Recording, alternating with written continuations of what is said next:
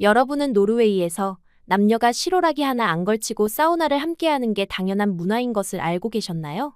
남녀 차별을 없애기 위해 여성도 군대에 징집되고 남자와 같은 생활실에서 지내며 훈련과 샤워까지 함께한다는데요. 이 소식에 당장 짐 싸서 가겠다는 한국 남자들도 있어 한참 웃었던 적도 있습니다. 오늘은 바로 그런 노르웨이에서 특전사로 복무했던 한 여성의 이야기입니다. 저녁 후 오랜만에 집에 들어와 샤워를 하려던 그녀. 그런데 욕실엔 낯선 한국 남자가 실오라기 하나 없이 샤워 중이었다고 합니다. 미동도 없이 같이 들어가 샤워를 한 그녀는 당혹스러워하는 남자를 비웃었다고 하는데요. 그런 그녀가 한국 남자의 행동에 충격을 받고 더 당황했다고 합니다. 대체 무슨 일이 있었던 걸까요? 함께 들어보시죠. 오슬로 외곽의 녹음이 짙은 숲길을 따라 걸으며 집으로 향하는 내 발걸음은 가벼웠습니다. 3년간의 특전사 복무를 마치고 돌아오는 길, 귓가에 들리는 새소리와 코끝을 스치는 상쾌한 바람이 오랜만에 느껴져 가슴이 벅차올랐어요. 배낭에는 군 생활의 흔적만 남은 채 26살의 저는 다시 원점으로 돌아왔습니다. 원점이라 함은 다시 진로를 고민해야 한다는 의미였어요. 제 이름은 프레이아. 노르웨이 오슬로 근교에서 태어나고 자랐습니다. 어린 시절부터 달리기가 제 인생의 전부였어요. 초등학교 때부터 두각을 나타내 전국 육상대회에서 여러 번 입상했고 10대 중반부터는 국가대표 후보 선수로 발탁되어 전문적인 훈련을 받았습니다. 모든 것이 순탄해 보였죠. 하지만 현실은 달랐어요. 성인 무대에 올라가면서 제 기록은 더 이상 향상되지 않았습니다. 새벽부터 밤까지 훈련하고 식이요법을 지키고 잠도 제대로 못 자며 노력했지만 결과는 항상 같았어요. 유망주라는 꼬리표는 점점 무거워졌고 저는 조급한 마음에 발목을 접지르는 상황이 반복되고 결국 20대 초반의 선수 생활을 접어야 했습니다. 인생의 모든 걸 달리기에 걸었던 저에게 그 좌절감은 이루 말할 수 없었어요. 한동안 방황했죠. 그때 병역 통지서가 왔습니다. 노르웨이에서는 여성도 징집 대상이 된 지 오래였어요. 그리고 아버지의 한마디가 제 인생을 바꿨습니다. 프레이야, 이왕 가는 거 특전사로 가보지 않겠니? 체력에는 자신이 있었기에 그 제안이 나쁘지 않게 느껴졌어요. 아니, 어쩌면 더 강해질 기회라고 생각했습니다. 그렇게 저는 노르웨이 특전사에 지원했고 엄격한 선발 과정을 거쳐 여성으로서는 드물게 합격했어요. 3년간의 복무 기간 동안 육체적 한계를 넘는 훈련을 받았고 정신력도 단련됐습니다. 추위 속에서 생존하는 법, 극한 상황에서 판단하는 법, 팀원들과 함께 임무를 완수하는 법을 배웠어요. 선수 시절과는 다른 종류의 강인함이 제 안에 자리 잡게 되었습니다. 그리고 오늘 드디어 모든 의무를 마치고 집으로 돌아왔어요. 마당에 들어서자 3년 전과 똑같은 모습에 집이 반겨주었습니다. 아버지는 출장 중이라 집에 없다고 했지만 익숙한 집 냄새가 그립게 느껴졌어요. 열쇠로 문을 열고 들어가니 정말 아무것도 변한 게 없어 웃음이 나왔습니다. 짐을 내려놓고 먼저 샤워부터 하기로 했어요. 군대에서의 마지막 날은 정신없이 지나갔고 제대로 씻지도 못했으니까요. 2층으로 올라가 탈의 후에 샤워실 문을 열었을 때 제 눈앞에 펼쳐진 광경은 상상도 못했던 것이었습니다. 낯선 남성이 샤워 중이었어요. 우리 눈이 마주치는 순간 그는 크게 놀라며 허둥지둥 양손을 어디다 둘지 모르며 몸을 가리려 했습니다. 반면 저는 별로 당황하지 않았어요. 사실 처음 보는 남자가 집에 있으니 순간적으로 위협을 느꼈지만 저 모습을 보니 경계도 되지 않았어요. 사실 노르웨이에서는 남녀가 탈의한 채 함께 사우나를 즐기는 문화가 있고 공공 수영장의 탈의실도 개방적이니까요. 그런데 그 남자의 반응이 너무 과했습니다. 얼굴이 새빨개져서 어쩔 줄 모르는 모습이 오히려 웃음을 자아냈어요. 특히 그 남자가 동양인이라는 점이 눈에 띄었죠. 분명 노르웨이 사람은 아니었습니다. 저는 아무렇지 않게 샤워기 쪽으로 걸어가며 말했어요. 그렇게 빤히 보고 계신 건 좀 그렇네요. 그 말에 그는 더욱 당황해하며 고개를 돌렸습니다. 저는 태연하게 샤워를 시작했고 그는 잠시 멍하니 저를 보다 제와 눈이 마주치더니 서둘러 샤워를 마치고 나가버렸어요. 특전사 시절에 같은 생활관을 쓰던 남자들과도 훈련 중에는 같이 씻고 하니까요. 금방 평정을 찾았습니다. 샤워를 마치고 거실로 내려가니 아버지가 돌아와 있었어요. 아버지는 저를 보자마자 놀라시며 반갑게 안아주셨습니다. 군 생활은 어땠냐, 건강해 보인다며 반가워하셨지만 저는 곧바로 본론으로 들어갔어요.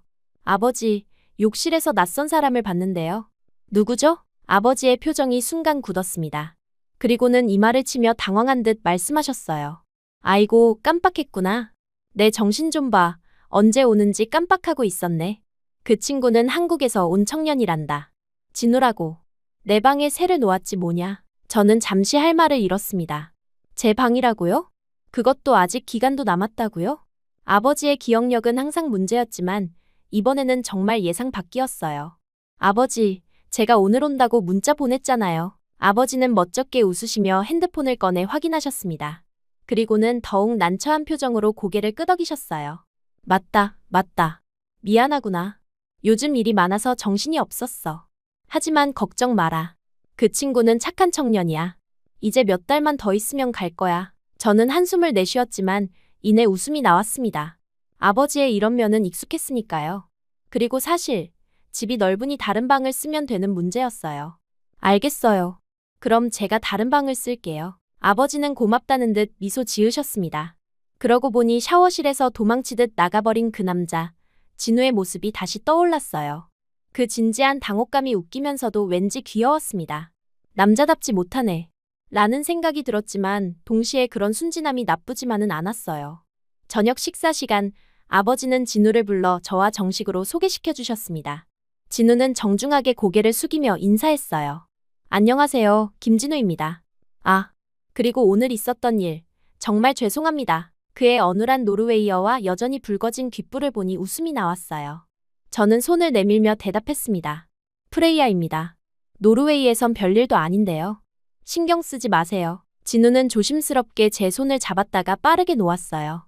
그의 긴장한 모습이 마치 특전사 훈련 첫날의 신병들을 연상시켰습니다. 아버지는 위트 있게 상황을 넘기려 하셨어요. 자, 이제 서로 알았으니 편하게 지내도록. 프레이야, 넌 이제 객실로 쓰던 방을 써라. 괜찮지? 저는 괜찮다고 대답했습니다. 그리고 진우를 향해 덧붙였어요. 제 방은 어때요? 마음에 들어요? 진우는 고개를 끄덕이며 말했습니다. 네, 매우 좋습니다. 창문으로 보이는 숲이 정말 아름다워요. 그리고 방해가 되지 않게 조용히 지내겠습니다. 식사 내내 진우는 예의 바르게 행동했어요. 가끔 아버지와 노르웨이 문화에 대해 대화를 나누기도 했는데 그의 지식이 꽤 깊다는 것을 알 수 있었습니다. 저는 주로 듣는 편이었죠.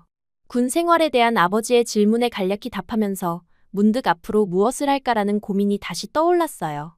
식사 후 새로운 방으로 짐을 옮기며 저는 특전사 시절을 되돌아보았습니다.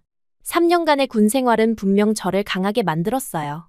하지만 이제 무엇을 향해 나아가야 할지는 여전히 불분명했습니다. 육상 선수로서의 꿈은 접었지만 그 경험과 특전사에서 얻은 단련은 분명 어딘가에 쓸모가 있을 거예요. 창밖으로 보이는 오슬로의 밤하늘을 바라보며 입대 전부터 마음에 품고 있던 생각이 다시 떠올랐습니다. 성 올라프 순례길을 걷는 것. 트로네임까지 이어지는 643km의 구두브란스달스 루트. 이 여정은 오래전부터 제 버킷리스트에 있었어요. 특전사 복무를 마치고 체력이 최고조에 이른 지금이 바로 도전할 때라는 생각이 들었습니다.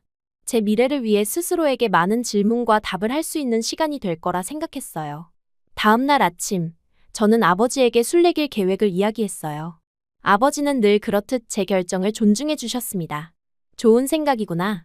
걷는 동안 많은 것을 생각할 수 있을 거야. 아침 식사 테이블에서 이 대화를 듣고 있던 진우가 갑자기 눈을 빛내며 말했어요. 성 올라프 순례길이요? 저도 그 코스가 버킷리스트에 있어요. 그 순간 저는 진우를 새롭게 보게 되었습니다. 낯선 문화권에서 온 청년이 노르웨이의 전통 순례길에 관심을 가지고 있다니 의외였어요. 어쩌면 처음 생각했던 것보다 흥미로운 사람일지도 모르겠다는 생각이 들었습니다. 물론 그가 샤워실에서 보여준 당황한 모습은 여전히 머릿속에 남아있었지만요.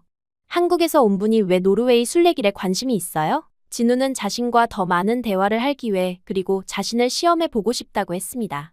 그의 말에 아버지는 호기심 어린 눈빛으로 지켜보셨습니다. 저는 가볍게 농담을 던졌어요. 그런데 제가 한번 견적을 받잖아요? 비실에서 못 따라올 것 같은데요? 제 말에 아버지는 큰 소리로 웃으시며 진우의 어깨를 두드렸습니다. 길고 짧은 건 대봐야죠. 라고 하더라도 안 구해주셔도 돼요. 그의 자신감 넘치는 대답에 저도 모르게 웃음이 나왔어요. 예상과 달리 그는 의외로 자신감이 있었습니다. 특전사 훈련에서도 종종 그런 유형의 사람들을 보았어요. 처음엔 약해 보이지만 끝까지 버티는 유형. 물론 정말 그런지는 직접 확인해봐야 알겠지만요. 다음 날부터 저희는 본격적인 준비를 시작했습니다. 식량, 장비, 지도, 숙소 정보까지 꼼꼼히 챙겼어요.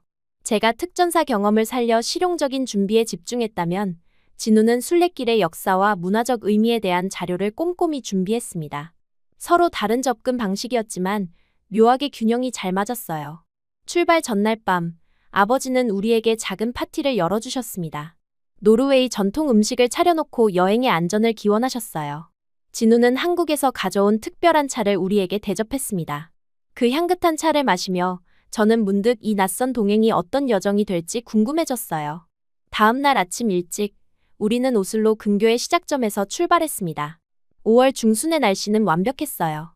선선하면서도 상쾌한 바람이 불었고 숲은 생명력으로 가득 차 있었습니다. 첫날은 비교적 쉬운 코스였어요.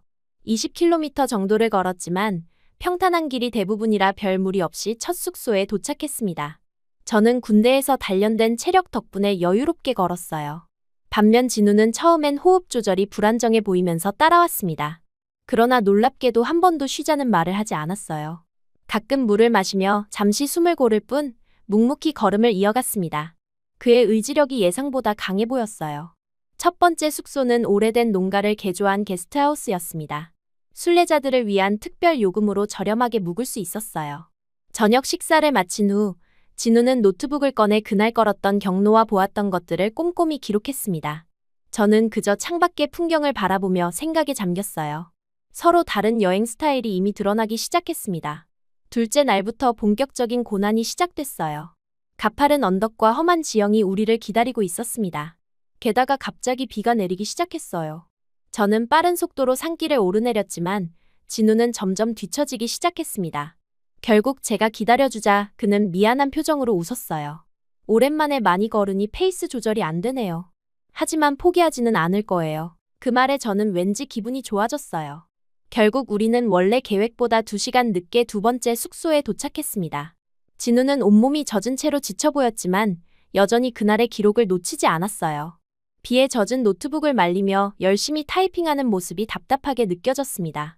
매일 그렇게 기록해야 해요? 그냥 느끼면 안 돼요? 제 질문에 진우는 진지한 눈빛으로 대답했습니다. 이 순간의 제 생각을 감정을 기록하고 싶어요. 어릴 적 큰일이 있던 건 기억나는데 나중에 돌아보면 잊혀진 소중한 추억들이 많더라고요. 순간의 감정은 쉽게 잊혀지니까요. 그의 말은 저를 생각하게 만들었어요. 저는 늘 현재에 집중하며 살았지만 그렇게 살다 보니 많은 순간들이 희미해진 것도 사실이었습니다. 선수 시절의 기억들, 특전사 훈련 중의 경험들. 기록해두지 않아 많은 부분이 흐릿해졌어요. 셋째 날, 우리는 일출과 함께 출발했습니다. 비가 그치고 맑은 하늘이 우리를 반겼어요. 진우는 발에 물집이 생겼지만 묵묵히 걸음을 이어갔습니다. 저는 군대에서 배운 응급처치법으로 그의 물집을 치료해 주었어요. 진우는 놀라워하며 제 손길을 유심히 지켜봤습니다. 특전사에서 이런 것도 배우나요? 저는 고개를 끄덕이며 특전사 훈련 중 가장 힘들었던 순간들을 이야기했어요. 극한의 추위 속에서 생존하는 법, 한정된 식량으로 일주일을 버티는 법, 팀원과의 신뢰를 쌓는 법 등. 그런 이야기를 하면서 특전사 시절의 기억들이 생생하게 떠올랐습니다. 진우는 진심으로 흥미롭게 들었어요. 프레이야는 정말 강한 사람이네요. 저는 사실 한국에서는 군대를 피했어요. 그 말에 저는 놀랐습니다. 한국은 의무 징집 국가라고 알고 있었거든요. 진우는 쑥스러운 듯 말을 이어갔어요. 건강상의 이유로 면제받았습니다. 지금은 괜찮아 보이는데 어릴 때는 천식도 심하고 기흉이 심했거든요. 생각보다 그래서 더 제 자신을 증명하고 싶었는지도 모르겠어요. 그의 솔직한 고백에 저도 조금씩 마음을 열기 시작했습니다. 육상 선수 시절의 좌절감, 은퇴 후의 방황, 특전사 지원의 진짜 이유 등을 이야기했어요. 순례길을 걸으며 우리는 점차 서로에 대해 알아가기 시작했습니다. 다섯째 날, 우리는 첫 번째 큰 마을에 도착했어요. 시장이 열려 있어 신선한 과일과 빵을 살 수 있었습니다. 진우는 현지인들과 어눌한 노르웨이어로 대화를 시도했어요. 실수투성이었지만 그 용기가 귀여워 보였습니다. 저는 옆에서 가끔 통역을 도와주었죠. 그날 밤, 우리는 마을 광장에서 열린 작은 축제에 참여했어요.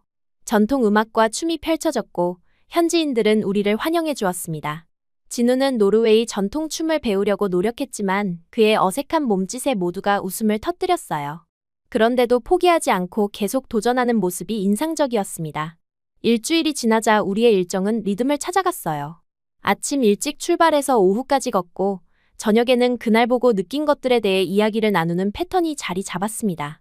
처음에는 티격태격했지만 이제는 서로의 페이스를 존중하게 되었어요. 진우는 항상 정확한 시간에 맞춰 모든 것을 진행하려 했습니다. 출발 시간, 휴식 시간, 도착 예정 시간까지 계획을 세우고 그대로 지키려 했어요. 반면 저는 훨씬 자유롭게 여행했습니다. 길가에 피어있는 들꽃이 예쁘면 멈춰서서 감상했고 갑자기 보이는 폭포의 발길을 돌리기도 했어요. 이런 차이 때문에 종종 충돌이 일어났습니다. 열흘째 되는 날, 진우가 저에게 불만을 털어놓았어요. 계획대로 움직여야 하는데 프레이야는 너무 즉흥적이에요. 오늘도 예정보다 2시간이나 늦게 도착했잖아요. 저는 그의 불만을 이해했지만 동시에 제 방식도 설명했습니다. 여행은 계획대로만 가는 게 아니에요. 가끔은 길을 잃어야 새로운 것을 발견하기도 하죠. 그날 밤, 우리는 오래된 교회 근처에 텐트를 쳤어요. 밤하늘의 별들이 유난히 밝게 빛나고 있었습니다. 진우는 제 옆에 앉아 조용히 말했어요. 사실, 저는 늘 계획대로 살아왔어요. 부모님의 기대, 학교의 요구, 사회의 압박, 모든 걸 완벽하게 해내려고 했죠. 그래서 가끔은 프레이야처럼 자유롭게 사는 게 부럽기도 해요. 그의 솔직한 고백에 저도 마음을 열었습니다. 저는 반대예요. 계획 없이 살다가 방황했어요. 선수 생활을 그만둔 후에는 정말 갈 곳을 잃은 것 같았습니다. 특전사도 그냥 우연히 선택한 거고요. 그렇게 우리는 서로의 다름을 이해하기 시작했어요. 여행 15일 차가 되자 우리는 서로의 장점을 배우기 시작했습니다. 저는 진우의 계획성을 존중하게 되었고 진우는 제 자유로움을 조금씩 받아들이기 시작했어요. 가장 놀라운 변화는 진우의 체력이었습니다. 처음에는 20km도 힘들어하던 그가 이제는 30km도 버틸 수 있게 되었어요. 매일 아침 제가 가르쳐준 스트레칭을 하고 올바른 걸음걸이로 체력을 아끼는 법을 배웠습니다. 그의 발전 속도가 정말 빨랐어요. 여행 20일차, 우리는 에이도스볼의 작은 호수가에 도착했습니다. 그날은 특별히 아름다운 석양이 호수 위로 펼쳐졌어요. 진우는 카메라로 풍경을 담으려 했지만 배터리가 방전되어 아쉬워했습니다. 저는 그에게 말했어요. 가끔은 카메라 없이 그냥 눈으로 담는 것도 좋아요. 그렇게 해야 진짜 마음에 새겨지니까요. 진우는 잠시 생각하더니 카메라를 내려놓았습니다. 우리는 나란히 앉아 석양을 감상했어요. 갑자기 진우가 말했습니다. 프레이야, 이 여행을 함께하게 돼서 정말 다행이에요. 혼자였다면 많은 것을 놓쳤을 거예요. 그 말에 저는 왠지 가슴이 따뜻해지는 느낌이 들었습니다. 처음에는 귀찮게 느껴졌던 동행이 이제는 소중한 사람으로 다가오고 있었어요. 그의 진지함, 끈기, 배우려는 자세가 점점 매력적으로 느껴졌습니다. 그날 밤, 텐트 안에서 각자의 침낭에 누워 별이 보이는 천장을 바라보며 저는 처음으로 진우에 대한 감정이 단순한 동행이나 친구를 넘어서고 있음을 느꼈어요. 그의 규칙적인 숨소리를 듣고 있자니 이상하게 안정감이 느껴졌습니다. 이런 감정이 언제부터 시작되었는지는 모르겠지만 분명한 건 더 이상 부정할 수 없다는 것이었어요. 여행의 절반을 지나면서 우리는 서로에게 없는 것을 채워주는 완벽한 파트너가 되어가고 있었습니다. 이제 남은 고행이 반대로 더욱 기대되기 시작했어요. 순례길 여행 21일차, 우리는 마지막 100km 구간에 접어들었습니다. 날씨는 완벽했어요. 따스한 햇살이 숲 사이로 비치고 상쾌한 바람이 땀을 식혀주었습니다. 진우는 이제 제법 경험 많은 트래커가 되어 있었어요. 처음에 어색한 걸음걸이는 온데간데없고 자신감 있게 길을 걸었습니다. 그의 변화를 지켜보는 것은 묘한 기쁨을 주었어요. 그날 우리는 도브레 산맥의 험한 구간을 지나고 있었습니다. 가파른 오르막을 2시간 정도 올라간 후 이제 하산길에 접어들었어요. 경사가 가팔라 발을 내디딜 때마다 조심해야 했습니다. 저는 특전사 훈련에서 익힌 하산 기술을 사용해 신중하게 내려가고 있었어요. 진우에게도 조심하라고 일러두었죠. 돌이 많아서 미끄러우니 천천히 내려가요. 제 조언대로 진우는 신중하게 하산하고 있었습니다. 그런데 제가 방심한 순간 발 아래 돌이 굴러갔어요. 균형을 잃은 저는 오른쪽 발목을 삐끗하고 말았습니다. 갑작스러운 통증에 저도 모르게 신음을 내뱉었어요. 아, 뒤에서 걷던 진우가 재빨리 다가왔습니다. 그는 제 상태를 확인하고 즉시 응급처치를 시작했어요. 가방에서 붕대를 꺼내 제 발목을 단단히 감싸고 차가운 물병을 발목에 대어 붓기를 가라앉히려 했습니다. 그의 손길은 놀라울 정도로 능숙했어요. 괜찮아요. 그냥 살짝 삐었을 뿐이에요. 제가 괜찮다고 말했지만 일어서려는 순간 날카로운 통증이 발목을 관통했습니다. 진우는 심각한 표정으로 제 발목을 살폈어요. 분명 단순한 삔보다는 상태가 좋지 않았습니다. 하지만 이곳은 한적한 산길이었고 다음 마을까지는 적어도 5시간은 더 걸어야 했어요. 조금만 쉬면 괜찮아질 거예요. 시간을 끌면 안 돼요. 진우는 말없이 고개를 저었습니다. 그리고 제 배낭을 들더니 자신의 배낭 위에 얹었어요. 이미 그의 배낭도 무거웠는데 제 것까지 더해지니 상당한 무게가 되었을 텐데도 그는 아무 말 없이 2배낭을 모두 메었습니다. 그리고 제게 다가와 조용히 말했어요. 제 어깨를 잡고 천천히 걸어요. 무리하지 말고요. 제가 거절하려 했지만 그의 단호한 눈빛에 더 이상 말을 꺼낼 수 없었습니다. 그렇게 우리는 천천히 하산을 시작했어요. 제가 한 발짝 내디딜 때마다 발목에서 통증이 느껴졌지만 진우의 어깨를 붙잡은 채 조심스럽게 걸었습니다. 그는 제 페이스에 맞춰 천천히 걸으며 가끔 제 상태를 확인했어요. 2시간 정도 그렇게 걸었을까? 제 발목의 통증은 점점 심해졌습니다. 땀이 이마에 맺히고 숨이 가빠졌어요. 진우는 제 상태를 눈치채고 잠시 쉬어가자고 제안했습니다. 바위에 앉아 물을 마시며 저는 진우의 모습을 유심히 관찰했어요. 2개의 배낭을 메고도 그는 불평 한마디 없이 오히려 제 상태만 걱정하고 있었습니다. 안 힘들어요? 저의 질문에 진우는 미소로 답했어요. 그의 얼굴에는 피로가 역력했지만 그 미소는 따뜻했습니다. 저는 순간 가슴이 찡해졌어요.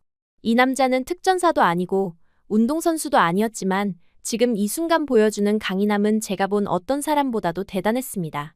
잠시 쉰 후 우리는 다시 걷기 시작했어요. 해가 서서히 기울기 시작했고 숲은 황금빛으로 물들었습니다. 평소 같았으면 아름다운 풍경에 감탄했겠지만 지금은 통증과 피로로 그럴 여유가 없었어요. 진우도 점점 지쳐 보였지만 그는 묵묵히 앞으로 나아갔습니다. 저기, 진우. 그냥 내 배낭은 여기 두고 가요. 나중에 누군가 도움을 청해서 가져올게요. 제 제안에 진우는 단호하게 고개를 저었습니다. 그리고 짧게 대답했어요. 함께 시작했는데 끝까지 함께 가야죠. 그 한마디에 저는 말문이 막혔습니다. 진우의 뒷모습을 바라보며 갑자기 이 남자에 대한 새로운 감정이 솟아오르는 것을 느꼈어요. 체력, 책임감, 따뜻함. 제가 그동안 찾지 못했던 진짜 강함이 바로 그에게 있었습니다. 해가 완전히 지기 전 우리는 간신히 작은 마을에 도착했어요. 마을 입구의 작은 여관에 들어가자 주인이 놀란 표정으로 우리를 맞았습니다. 특히 2개의 큰 배낭을 메고 있는 진우의 모습에 놀라는 듯했어요. 주인은 서둘러 방을 내주었고 제 발목을 확인한 후 응급처치 키트를 가져다 주었습니다. 여관방에 들어서자마자 진우는 제 발목 상태를 살폈어요. 붓기가 심했고 멍이 들기 시작했습니다. 진우는 차가운 수건으로 발목을 감싸고 여관 주인이 준 약초 연고를 조심스럽게 발랐어요. 그의 손길은 부드럽고 세심했습니다. 내일은 쉬어야 할 것 같아요. 무리하면 더 악화될 수 있어요. 제 발목을 치료하며 진우가 말했습니다.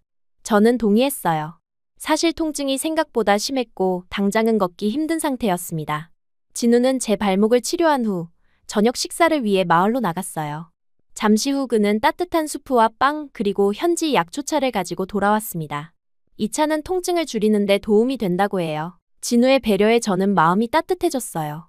식사를 하는 동안 우리는 오늘 있었던 일에 대해 이야기했습니다. 진우는 제 발목이 빨리 나아야 한다며 걱정했지만 저는 다른 생각에 빠져 있었어요. 진우, 오늘 정말 고마워요. 2개의 배낭을 들고 그 험한 길을 걸었는데 한 번도 짜증내지 않았잖아요. 진우는 쑥스러운 듯 웃었습니다.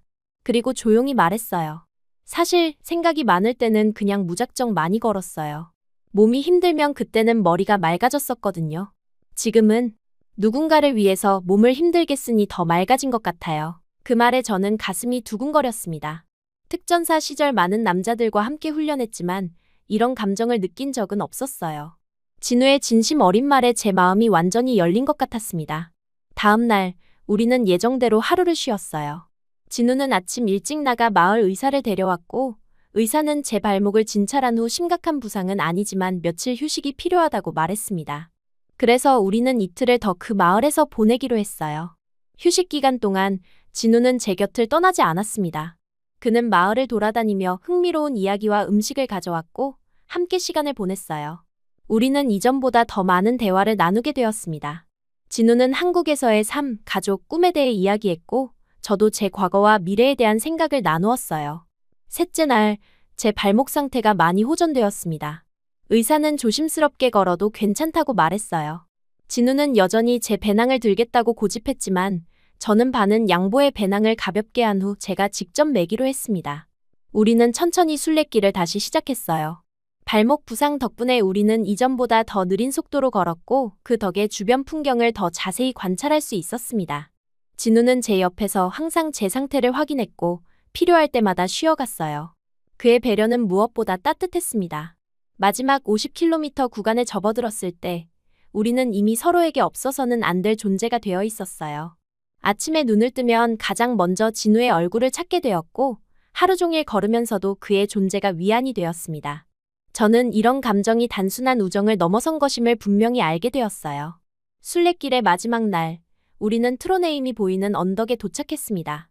멀리 도시가 펼쳐진 모습은 장관이었어요. 643km의 긴 여정이 이제 막바지에 이르렀다는 사실이 실감나지 않았습니다. 우리는 언덕 위에 앉아 석양을 바라보았어요. 30일이라는 시간이 이렇게 빨리 지나갈 줄 몰랐네요. 진우의 말에 저도 동의했습니다. 처음 만났을 때의 어색함은 온데간데 없고 이제는 말하지 않아도 서로를 이해하는 사이가 되었어요. 진우는 조용히 제 손을 잡았습니다. 그의 손은 따뜻했어요. 프레이야, 이런 긴 데이트 코스 또 있을까요? 그냥 같이 걷는 게 제일 좋았어요. 그 말에 저는 완전히 무너졌습니다. 그동안 참고 있던 감정이 물밀듯이 쏟아져 나왔어요. 진우의 눈을 바라보며 저는 그가 제 인생의 특별한 존재가 되었음을 확신했습니다. 석양이 완전히 져버린 후 우리는 마지막 구간을 향해 걸음을 옮겼어요. 트로네임의 니다로스 대성당을 향해 걸으면서 저는 이 여정이 저에게 준 가장 큰 선물은 바로 진우라는 것을 깨달았습니다. 단순히 진로나 방향을 찾기 위해 시작한 순례길이었지만 예상치 못한 사랑을 만난 것이었어요. 대성당에 도착했을 때 우리는 서로를 바라보며 환하게 웃었습니다. 긴 여정의 끝에서 우리는 조용히 손을 맞잡았어요. 말이 필요 없었습니다. 그 순간 저는 제 미래와 마음이 향하는 방향을 확신했어요. 그것은 바로 진우와 함께하는 길이었습니다. 대성당 앞에서 기념사진을 찍고 우리는 순례자 인증서를 받았어요. 진우는 그 인증서를 소중히 가방에 넣으며 말했습니다. 이건 우리 이야기의 시작일 뿐이에요. 그의 말에 저는 미소 지었어요. 그렇게 우리의 순례길은 끝이 났지만 새로운 여정은 이제 막 시작되었습니다. 순례길이 끝난 후 진우와 저는 노르웨이에서 한 달을 더 보냈습니다. 제 발목이 완전히 회복될 때까지 기다리며 오슬로 근처를 여행했어요. 진우는 자신의 논문 자료를 정리하는 한편 저에게 한국에 대한 이야기를 들려주었습니다. 그의 고향 서울에 대한 설명을 들을 때마다 점점 더 호기심이 커졌어요. 어느 날 진우가 조심스럽게 제안했습니다. 프레이야, 한국에 같이 가지 않을래요? 내 논문도 마무리해야 하고 당신도 새로운 경험을 해볼 수 있을 것 같아요. 그의 제안은 갑작스러웠지만 저는 이미 마음속으로 그와 함께하고 싶다는 생각을 하고 있었어요. 그래서 큰 고민 없이 수락했습니다. 아버지는 제 결정을 존중해 주셨지만 걱정하는 마음도 숨기지 않으셨어요. 결국 저는 노르웨이를 떠나 진우와 함께 한국행 비행기에 몸을 실었습니다. 인천공항에 도착했을 때 저는 완전히 다른 세계에 온 듯한 느낌이 들었어요. 활기 넘치는 공항, 빠르게 움직이는 사람들, 낯선 언어와 문화. 모든 것이 새롭고 신기했습니다. 진우는 제 손을 꼭 잡고 안심시켜 주었어요. 천천히 적응하면 돼요. 내가 도와줄게요. 서울에 도착해 진우의 원룸에 짐을 풀었습니다. 작지만 아늑한 공간이었어요. 창문 밖으로 보이는 서울의 야경은 오슬로와는 완전히 달랐습니다. 수많은 빌딩들이 밤하늘을 수놓은 모습이 압도적이었어요. 그날부터 저는 한국 생활에 적응하기 시작했습니다. 처음 한 달은 정말 힘들었어요. 언어 장벽, 음식, 문화적 차이, 모든 것이 낯설었습니다. 하지만 진우는 항상 제 곁에서 도움을 주었어요. 기본적인 한국어부터 대중교통 이용법, 식당에서 주문하는 방법까지 하나하나 알려주었습니다. 노르웨이에서의 순례길처럼 이곳에서도 우리는 함께 새로운 길을 걷고 있었어요. 한국에 온 지 2달쯤 지났을 때 저는 진로에 대해 고민하기 시작했습니다. 단순히 관광객으로 머물기엔 뭔가 아쉬웠어요. 진우는 대학원에 복학해 논문을 마무리하고 있었지만 저는 아직 목표가 없었습니다. 그러던 어느 날 진우가 한강공원에서 달리기를 하자고 제안했어요. 뛰는 걸 알려달라고요. 오랜만에 달리기를 하니 선수 시절의 기억이 되살아났습니다. 몸은 둔해졌지만 그 감각은 여전히 제 안에 남아있었어요. 한강을 따라 달리면서 문득 깨달았습니다. 육상 선수로서의 꿈은 끝났지만 그 경험과 지식은 여전히 제 자산이었어요. 진우에게 뛰는 걸 알려주고 점차 자세가 좋아졌을 때 그 순간의 기쁨이 예전과는 전혀 다르게 느껴졌어요. 그래서 그날 저녁, 진우에게 이런 생각을 털어놓았습니다. 나의 육상 경험을 누군가에게 가르치는 일을 해보면 어떨까요? 진우의 눈이 반짝였어요. 그는 자리에서 일어나 노트북을 가져왔습니다. 인터넷 검색을 하더니 한국의 러닝 문화에 대해 설명해 주었어요. 건강에 대한 관심이 높아지면서 러닝 인구가 늘고 있지만 전문적인 지도를 받을 기회는 많지 않다고 했습니다. 유럽 엘리트 육상 선수가 직접 지도하는 러닝 클래스. 어떨까요? 당신의 경험을 살리면서 한국 사람들에게 새로운 가치를 줄 수 있을 것 같아요. 그의 제안은 정확히 제가 찾던 방향이었습니다. 바로 다음 날부터 우리는 본격적인 준비를 시작했어요. 진우는 SNS 계정을 만들고 간단한 웹사이트를 제작했습니다. 저는 러닝 프로그램과 커리큘럼을 구성했어요. 특전사 경험을 살려 체력 훈련 방법도 추가했습니다. 처음엔 소규모로 시작했어요. 한강공원에서 주말마다 열리는 초보자 대상 러닝 클래스. 진우가 SNS에 홍보하고 몇몇 친구들에게 소개했습니다. 첫 수업에는 단 5명만 참가했어요. 그들에게 올바른 러닝 자세와 호흡법, 페이스 조절 방법 등을 가르쳤습니다. 언어가 서툴러 진우가 통역을 도왔지만 몸으로 보여주는 시범은 언어보다 강력했어요.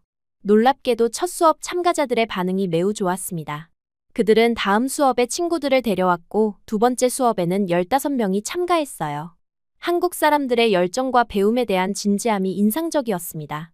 그들은 제 지시를 하나하나 정확히 따랐고 질문도 많이 했어요. 한 달 후 우리의 노르웨이 러닝 클래스는 입소문을 타기 시작했습니다. 참가자 수가 30명을 넘어섰고 다양한 공원과 장소로 확장했어요. 진우는 제 한국어 실력이 늘 때까지 항상 곁에서 도왔습니다. 그는 단순한 통역사가 아니라 함께 사업을 키워나가는 파트너였어요. 특히 제가 강조한 철학이 담긴 운동이라는 컨셉이 큰 호응을 얻었습니다. 단순히 몸을 움직이는 것이 아니라 마음의 평화를 찾고 자신의 한계를 극복하는 과정으로 달리기를 접근했어요. 특전사 시절 배운 정신력 강화 훈련을 접목시켰고 이는 많은 참가자들에게 새로운 경험이었습니다. 걷는 건 느리던데 실행력은 그 누구보다 빠른 진우 덕분에 3개월 만에 진우의 도움으로 정식으로 사업자 등록을 하고 작은 스튜디오를 열었어요. 한강가에 위치한 작은 공간이었지만 우리만의 베이스 캠프가 생겼다는 사실이 기뻤습니다. 주중에는 스튜디오에서 1:1 퍼스널 트레이닝을, 주말에는 공원에서 그룹 러닝 클래스를 진행했어요. 한국 생활에 적응하면서 문화적 충격도 많이 겪었습니다. 빠른 템포의 도시 생활, 치열한 경쟁 문화, 복잡한 인간관계의 규칙들. 때로는 이해하기 어려운 부분도 있었어요. 하지만 동시에 한국인들의 예의와 배려, 끈기와 열정은 저에게 신선한 감동이었습니다. 특히 인상적이었던 것은 정이라는 개념이었어요. 진우는 이것을 마음과 마음 사이의 따뜻한 연결이라고 설명했습니다. 처음에는 낯설었지만 점차 그 의미를 이해하게 되었어요. 러닝 클래스 회원들과 정을 나누며 단순한 트레이너와 회원 관계를 넘어 진정한 유대감을 형성했습니다. 1년이 지난 후 우리의 러닝 클래스는 서울에서 꽤 유명해졌어요. 여러 매거진에 소개되었고 다양한 기업에서 특강 요청도 받았습니다. 제 한국어 실력도 많이 늘어 이제는 진우의 도움 없이도 수업을 진행할 수 있게 되었어요.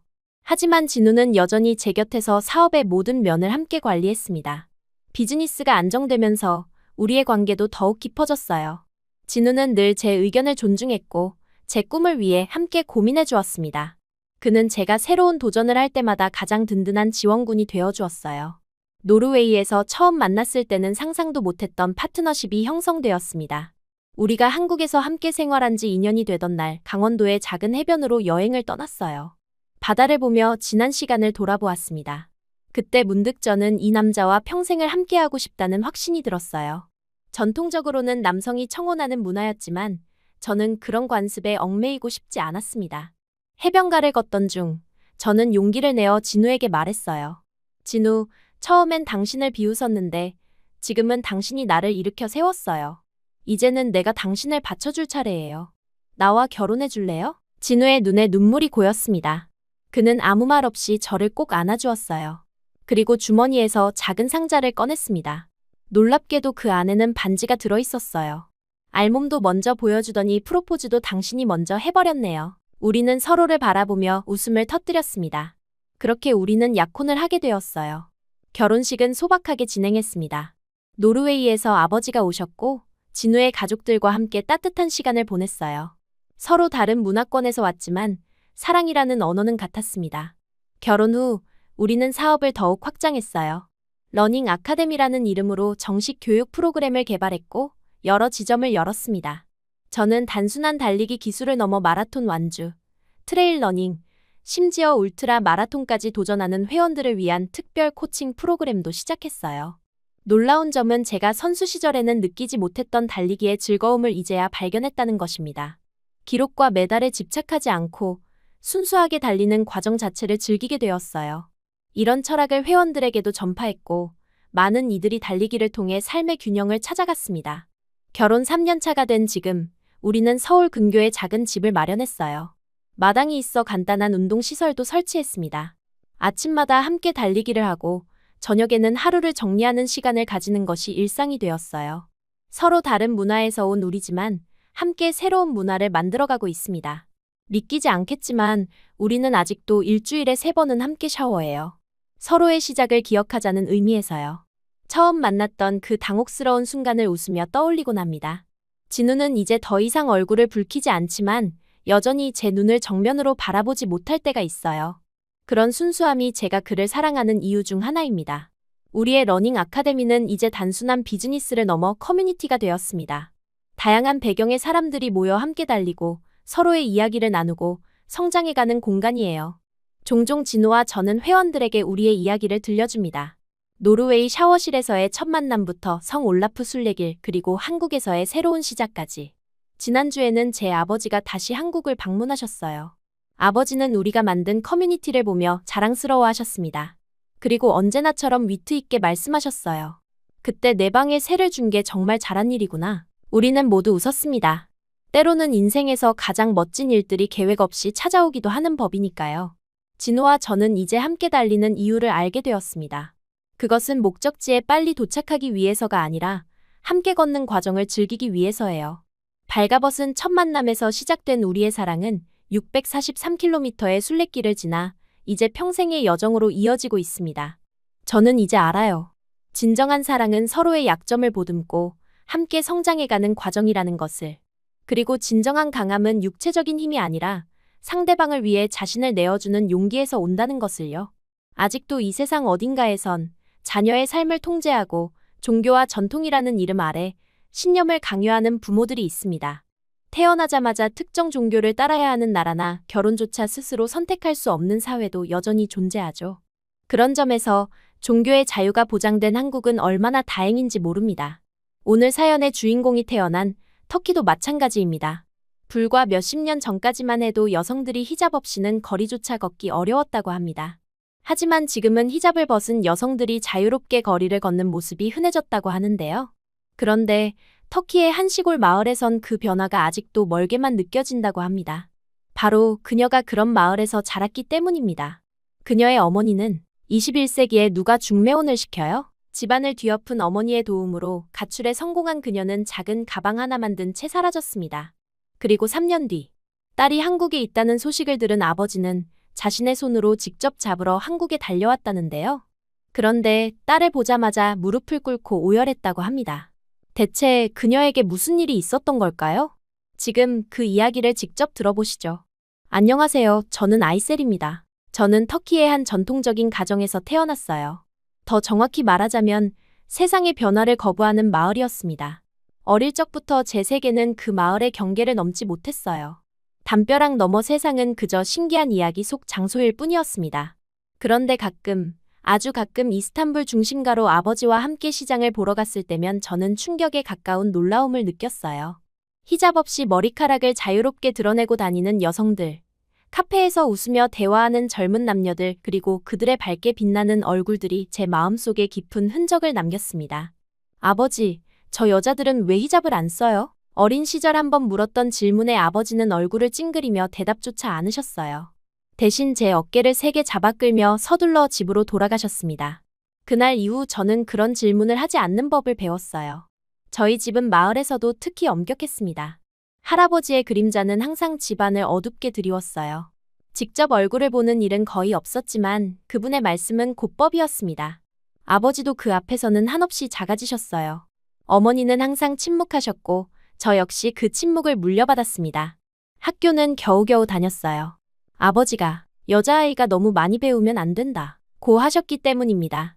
남자아이들과는 눈도 마주치면 안 됐어요. 학교에서 돌아오는 길에는 반드시 이웃집 아주머니나 여자 친척이 동행했습니다.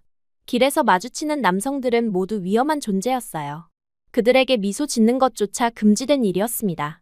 친구들과의 대화도 항상 감시 속에 이루어졌어요. 어머니나 이모들이 항상 귀를 기울이고 있었습니다.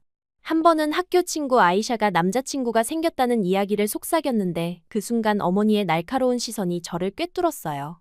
그날 밤 아버지는 제게 그런 아이와 어울리지 마라 고 엄하게 말씀하셨습니다. 10대 시절 전 조금씩 그 삶의 의문을 품기 시작했어요. TV에서 흘러나오는 이스탄불의 젊은이들, 자유롭게 춤추고 노래하는 그들의 모습은 마치 다른 행성의 이야기 같았습니다. 하지만 곧 그런 생각은 접어야 했어요. 이게 내 인생이겠지라며 스스로를 달래곤 했습니다. 19생일이 지났을 때였어요. 저녁 식사 중 아버지가 갑자기 내 결혼 상대를 찾았다 고 말씀하셨습니다. 숟가락을 든 제 손이 공중에서 멈췄어요. 심장이 빠르게 뛰기 시작했습니다. 누구인데요? 겨우 입을 열었어요. 하미드의 아들이다. 좋은 집안이고 율법을 잘 지키는 가문이지. 아버지의 목소리에는 어떤 감정도 담겨 있지 않았습니다. 하미드라는 이름은 들어본 적이 있었어요. 마을에서 가장 보수적인 집안으로 알려져 있었습니다. 그들의 여자들은 거의 집 밖을 나오지 않았어요. 마을 사람들은 그 집 여자들이 집안에서도 히잡을 쓴다는 소문을 퍼뜨렸습니다. 만나본 적도 없는데요. 목소리가 떨렸어요. 만날 필요 없다. 너희 할아버지와 내가 다 알아봤다. 아버지의 단호한 말투에 더 이상의 대화는 불가능했습니다. 그날 밤 베개를 끌어안고 조용히 울었어요. 창문 너머로 보이는 별들이 유난히 차갑게 느껴졌습니다. 이게 내 운명인가? 하는 생각이 머릿속을 맴돌았어요. 20살 생일이 일주일 앞으로 다가왔을 때 집안은 결혼 준비로 분주해졌습니다. 저는 마치 꿈속을 걷는 것처럼 하루하루를 보냈어요. 새 옷을 입히고 머리를 손질하고 신부의 의무에 대해 가르치는 이모들과 어머니 사이에서 저는 점점 영혼이 빠져나가는 느낌이었습니다.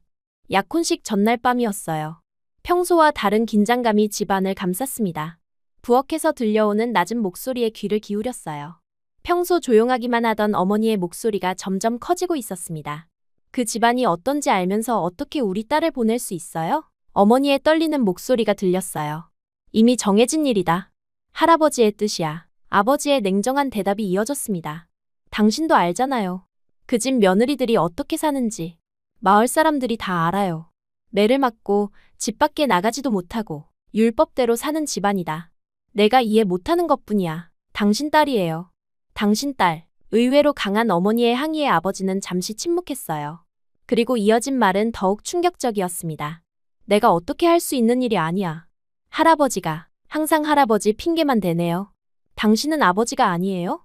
딸의 인생을 생각해보세요. 그때 갑자기 쾅 하는 소리와 함께 문이 닫혔어요. 무거운 발걸음 소리가 현관을 향해 가더니 이어서 현관문이 3개 닫히는 소리가 들렸습니다. 아버지가 나가셨어요. 심장이 미친 듯이 뛰었습니다. 저도 모르게 방 안을 서성이며 창밖을 내다봤어요. 어둠 속으로 사라지는 아버지의 뒷모습이 보였습니다. 그때 방문이 열렸어요. 어머니였습니다. 평소에 어머니라면 절대 보여주지 않았을 표정이었어요.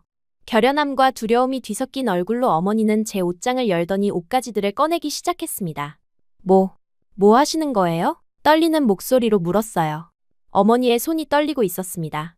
제 옷들을 서둘러 작은 가방에 넣으며 어머니는 말했어요. 지금 나가. 넌 나처럼 살지 마. 제발 도망쳐. 그 순간 저는 이해했어요. 어머니가 저를 구하려 하고 있다는 것을. 어머니의 손을 잡았습니다. 차갑고 떨리는 손이었어요. 어머니, 시간이 없어. 어머니의 눈에 눈물이 고였어요. 내가 너처럼 용기가 있었다면. 하지만 이제 늦었어.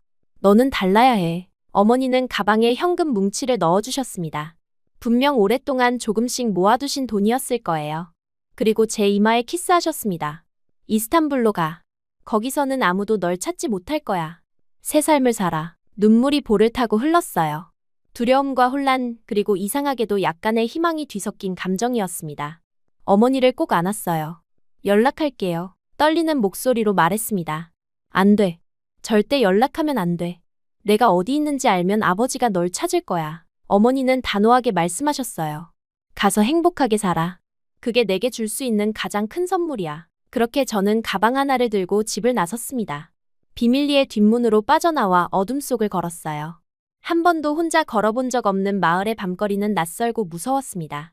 심장은 계속해서 빠르게 뛰었어요. 매 발걸음마다 누군가 저를 붙잡을 것 같은 두려움이 엄습했습니다. 마을 버스 정류장에 도착했을 때 마지막 버스가 막 떠나려는 참이었어요. 서둘러 올라탔습니다. 버스 기사는 히잡을 꼭 쓰고 혼자 탄 젊은 여자를 의아하게 쳐다봤지만 아무 말도 하지 않았어요. 저는 구석자리에 앉아 창밖을 바라봤습니다. 점점 멀어지는 마을의 불빛들이 제 과거처럼 느껴졌어요. 이스탄불에까지 가지도 못하고 버스 종착역이라며 내린 곳은 전혀 모를 곳이었습니다. 어디로 가야 할지, 어떻게 해야 할지 막막했습니다. 주머니 속 돈이 얼마나 오래 버틸 수 있을지도 걱정이었어요. 몇 시간을 정처 없이 걷다가 작고 허름해 보이는 숙소 앞에 서게 되었습니다.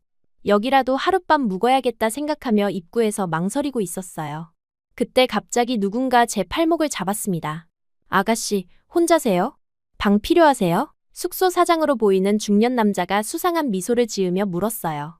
그의 눈빛에 본능적으로 위험을 감지했습니다. 아니요. 겁에 질려 말했지만 그의 소나기는 더 강해졌어요. 걱정 마. 특별 가격으로 줄게. 들어와. 공포로 몸이 굳어버렸습니다. 누구에게 도움을 청해야 할지도 모르는 상황이었어요. 그때였습니다. 자기야, 거기 있었구나. 낯선 목소리에 돌아보니 동양인 남성이 웃으며 다가오고 있었어요. 처음 보는 사람이었습니다. 그는 자연스럽게 제 옆에 서더니 사장에게 말했어요. 방 예약할게요. 2개요. 사장은 의아한 표정으로 우리를 번갈아 쳐다봤습니다. 동양인 남자는 미소를 잃지 않은 채 계속 말했어요. 오늘은 따로 자자. 오늘은 혼자 자고 싶어. 상황을 이해하지 못한 채 저는 그저 그 남자 옆에 얼어붙어 있었습니다. 사장은 잠시 우리를 관찰하더니 마지못해 고개를 끄덕였어요. 접수대로 돌아가 열쇠 2개를 가져왔습니다. 동양인 남자는 열쇠를 받아 하나를 제게 건넸어요. 그리고 낮은 목소리로 속삭였습니다. 안심하세요. 그냥 위험해 보여서 도와드린 거예요. 그리고 그는 사장에게 웃으며 돈을 지불하고는 자기 방으로 향했어요. 저는 어리둥절한 채로 제 방 열쇠를 들고 계단을 올랐습니다. 방에 들어서자마자 문을 잠그고 침대에 주저앉았어요. 온몸이 떨렸습니다. 오늘 하루에 일어난 모든 일들이 꿈 같았어요. 어제까지만 해도 결혼을 앞둔 신부였던 제가 지금은 낯선 도시의 허름한 숙소방에 혼자 있다니. 천장을 바라보며 생각했어요. 이게 자유 맞아? 두렵고 외롭고 불안했습니다. 눈물이 멈추지 않았습니다. 어머니를 생각하며 앞으로의 삶을 생각하며 저는 그날 밤 낯선 천장 아래서 처음으로 진정한 자유의 무게를 느꼈어요. 두렵지만 이제 제 삶은 제가 선택할 수 있다는 사실에 가슴이 뛰었습니다. 아침 햇살이 창문을 통해 들어왔을 때 저는 한동안 제가 어디에 있는지 몰라 당황했어요. 낯선 천장, 낯선 침대, 그리고 고요함. 우리 집의 아침은 항상 어머니가 부엌에서 내는 소리와 아버지의 기도 소리로 시작되었는데 지금은 그 어떤 소리도 들리지 않았습니다. 순간 가슴이 덜컥 내려앉았어요. 어제의 일들이 물밀듯이 밀려왔고 저는 침대에 몸을 웅크렸습니다. 이제 어떻게 해야 하지? 막막함이 밀려왔어요. 어머니가 준 돈은 얼마나 버틸 수 있을까? 어디서 살아야 할까? 무슨 일을 할 수 있을까? 수많은 질문들이 머릿속을 맴돌았습니다. 가방에서 옷을 꺼내 갈아입고 히잡을 단단히 고쳤었어요. 어제 도와준 동양인 남자가 생각났습니다. 그에게 제대로 감사 인사도 못했다는 생각이 들었어요. 하지만 다시 만날 일은 없겠지. 방문을 열고 나오는 순간 복도 끝에서 그가 걸어오고 있었습니다. 우연의 일치라고 하기엔 너무 정확한 타이밍이었어요. 그는 제가 방에서 나오는 것을 기다렸던 걸까요? 안녕하세요. 잘 주무셨어요? 그가 밝은 미소와 함께 말을 걸었습니다. 어젯밤과는 다른 편안한 목소리였어요. 말문이 막혔습니다. 낯선 남자와 이렇게 자연스럽게 대화하는 것이 처음이었어요. 학교에서도 남자 선생님과는 눈도 마주치지 않았는데 이렇게 복도에서 대화를 나누는 것은 상상도 못했던 일입니다. 네, 감사합니다. 고개를 숙인 채 작은 목소리로 대답했어요. 아침 식사하셨어요? 근처에 괜찮은 카페가 있는데 같이 가실래요? 그의 제안에 눈을 크게 떴습니다. 남자와 식사를 함께 한다는 생각 자체가 낯설었어요. 망설임이 역력했던 제 표정을 읽었는지 그는 한 발 물러서며 말했습니다. 아, 부담스러우시면 괜찮아요. 그냥 어제 도와드리고 싶었을 뿐이에요. 아니, 괜찮아요. 용기를 내어 말했어요. 이미 집을 떠났고 이전의 삶과는 달라져야 했습니다. 감사 인사라도 드리고 싶어요. 그렇게 우리는 숙소 근처의 작은 카페로 향했어요. 테이블에 앉으니 그제서야 어색함이 밀려왔습니다. 시선을 어디에 두어야 할지, 어떤 말을 해야 할지 막막했어요. 실례지만 터키 분이신가요? 그가 먼저 입을 열었습니다. 네, 터키인이에요. 눈을 들어 그를 잠깐 바라봤어요. 20대 중반쯤 되어 보이는 그는 동양적인 얼굴에 친절한 미소를 띠고 있었습니다. 저는 한국에서 왔어요. 여행 중이에요. 제 이름은 민호라고 합니다. 저는 아이셀이에요. 제 이름을 말하면서도 어색함이 느껴졌어요. 낯선 남자에게 이름을 알려주는 것조차 금지된 일이었으니까요. 웨이터가 와서 주문을 물었고 민호는 유창한 영어로 대화를 이어갔습니다. 저는 영어를 조금 할 줄 알았지만 실전에서 쓰는 것은 처음이었어요. 그는 차와 크로와상을 주문했고 저는 그냥 같은 것으로 했습니다. 어제 왜 도와주셨어요? 용기를 내어 물었어요. 솔직히 이해가 되지 않았습니다. 낯선 여자를 왜 그렇게 도와주는지. 당연한 일이었어요. 그 사장님이 수상해 보였고 아이셀 씨가 불편해하는 게 보였으니까요. 그는 어깨를 으쓱했어요. 남자가 여자를 지키는 건 당연한 거잖아요. 그 말이 저를 놀라게 했습니다. 우리 마을에서 남자들은 여자를 지키는 존재가 아니라 통제하는 존재였어요. 보호라는 이름으로 자유를 앗아가는 그런 존재였습니다. 터키에서는 그런 말을 들어본 적이 없어요. 솔직하게 대답했어요. 정말요? 한국에서는 당연한 건데. 그가 놀란 표정을 지었습니다. 아, 실례했다면 사과해요. 아니에요. 급하게 말했어요. 그냥 낯설어서요. 식사를 하면서 우리는 조금씩 대화를 나눴습니다. 그는 이스탄불로 여행을 가는 중이라고 했어요. 사진작가로 터키의 아름다운 풍경을 담기 위해 왔다고 했습니다. 제 이야기를 물어보지는 않았어요. 제가 불편해할 수 있다는 걸 눈치챈 것 같았습니다. 저 혹시 용기를 내어 물었어요. 저도 이스탄불로 가려고 하는데 같이 가도 될까요? 말을 내뱉자마자 후회했습니다. 너무 뻔뻔한 요구였어요. 낯선 남자에게 동행을 요청하다니 아버지가 알면 기절하실 일이었습니다. 하지만 민호는 놀랍게도 웃으며 대답했어요. 물론이죠. 함께 가면 더 재미있을 것 같아요. 그의 흔쾌한 대답에 안도감이 밀려왔습니다. 혼자 낯선 도시로 가는 두려움이 조금은 줄어들었어요. 정말요? 감사합니다. 고개를 숙이며 말했습니다. 아이셀 씨는 이스탄불에 친구가 있나요? 그가 물었어요. 아니요. 그냥 새 출발을 하려고요. 더 이상의 설명은 피했습니다. 아직 낯선 사람에게 제 사연을 모두 털어놓을 준비가 되지 않았어요. 그는 더 묻지 않고 고개를 끄덕였습니다. 이해해요. 가끔은 새로운 시작이 필요하죠. 버스로 이스탄불까지 가는 길은 생각보다 오래 걸렸어요. 창밖으로 펼쳐지는 풍경이 점점 변해갔습니다. 시골 마을의 단조로운 모습에서 점점 더 화려하고 복잡한 도시의 모습으로 바뀌어 갔어요. 민호는 중간중간 멋진 풍경이 나오면 카메라로 사진을 찍었습니다. 사진 찍는 걸 좋아하시나 봐요. 용기를 내어 말을 걸었어요. 네, 이게 제 직업이자 취미예요. 세상의 아름다움을 담는 일이죠. 그는 자신의 카메라를 보여주며 말했습니다. 아이셀 씨도 한번 찍어볼래요? 당황스러웠어요. 저는 사진을 찍어본 적이 거의 없었습니다. 우리 집에는 제 사진이 몇 장 없었어요. 아버지가 여자의 얼굴을 사진으로 남기는 것을 좋아하지 않으셨거든요. 저는 잘 모르겠어요. 망설였습니다. 괜찮아요. 쉬워요. 그는 카메라 사용법을 친절하게 알려주었어요. 셔터 버튼을 누르는 순간 창밖의 풍경이 카메라에 담겼습니다. 그 순간의 기쁨은 말로 표현하기 어려웠어요. 와, 정말 예쁘게 찍으셨어요. 그가 칭찬하자 어색하게 웃었습니다. 칭찬받는 것도 낯선 경험이었어요. 이스탄불에 도착했을 때 저는 도시의 규모에 압도되었어요. 높은 건물들, 복잡한 거리, 그리고 무엇보다 다양한 사람들. 히잡을 쓴 여성, 쓰지 않은 여성, 서양식 옷을 입은 사람들, 전통 의상을 입은 사람들. 모두가 자신만의 방식으로 살아가고 있었습니다. 민호는 이미 예약해둔 호텔이 있다고 했어요. 저는 어디로 가야 할지 몰라 망설이고 있었는데 그가 자연스럽게 제안했습니다. 같은 호텔에 방을 하나 더 잡을까요? 안전할 것 같아요. 그의 배려에 다시 한번 감사함을 느꼈어요. 호텔에 체크인한 후 우리는 주변을 둘러보기로 했습니다. 거리를 걷는 동안 민호는 카메라로 이스탄불의 다양한 모습을 담았어요. 그리고 문득 제게 물었습니다. 실례지만 히잡은 꼭 써야 하나요? 그 질문에 잠시 걸음을 멈췄어요. 주변을 둘러보니 히잡을 쓰지 않은 여성들이 많이 보였습니다. 그들은 자유롭게 머리카락을 날리며 걷고 있었어요. 그 모습이 너무나 부러웠습니다. 사실 여기 이스탄불에서는 선택인 것 같아요. 조심스럽게 대답했어요. 하지만 제가 살던 마을에서는 필수였어요. 그렇군요. 그는 잠시 생각에 잠겼다가 다시 물었습니다. 그럼 아이셀 씨는 어떤가요? 꼭 써야 한다고 생각하세요? 그 질문은 제 마음 깊은 곳을 건드렸어요. 사실 저는 한 번도 스스로에게 그런 질문을 해본 적이 없었습니다. 히잡은 그저 제 삶의 일부였고 질문할 수 없는 것이었어요. 저는 모르겠어요. 솔직하게 대답했습니다. 그냥 항상 써왔어요. 아버지와 할아버지가 그래야 한다고 했으니까요. 민호는 고개를 끄덕였어요. 이해해요. 저희 나라에도 따라야 할 전통이 많으니까요.